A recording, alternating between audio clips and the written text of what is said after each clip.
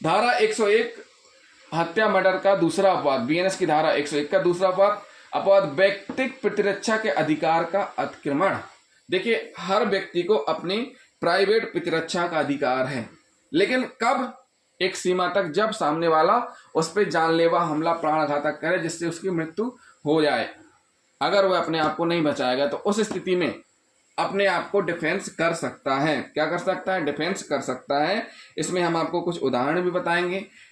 बलजीत सिंह बनाम उत्तर प्रदेश राज्य का एक उदाहरण है, और दरोगा लोहार बनाम सम्राट का एक उदाहरण है जो हम आपको बताएंगे।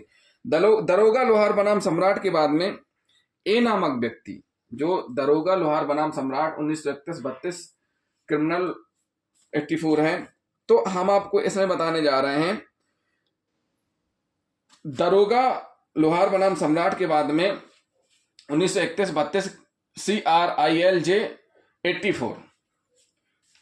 ए नामक व्यक्ति ने साहूकार से कुछ रुपया उधार लिया था। ए नामक व्यक्ति ने साहूकार से कुछ रुपया उधार लिया था। साहूकार ने अपने 2 करिंदों को कृपाण लिए हुए ए से रुपयों की उगाही करने के लिए भेजा। देखिए, साहूकार से ए नामक व्यक्ति ने रुपए उधार लिए थे।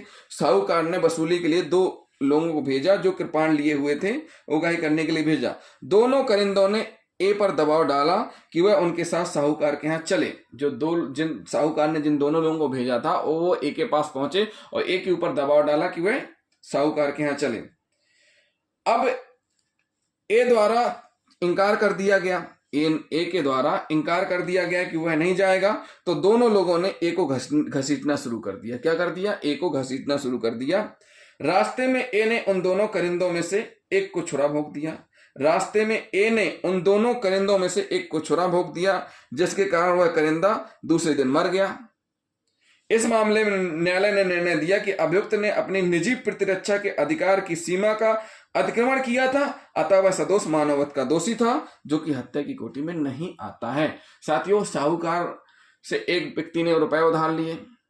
साहूकार ने वसूली के लिए 2 व्यक्तियों को भेजा जो अपने हाथ में कृपाण लिए थे, यानी तलवार लिए थे, और दोनों व्यक्ति उस ए नामक व्यक्ति के पास पहुंचते हैं, उससे कहते हैं कि साहूकार के पास चलना है, और मना करता है तो उसको जबरदस्ती घसीटते हुए लेकर के आने लगते हैं। इसी बीच में उस ए नामक व्यक्ति ने एक बका किसको भोंक दिया? किसको छुरा भोंक दिया?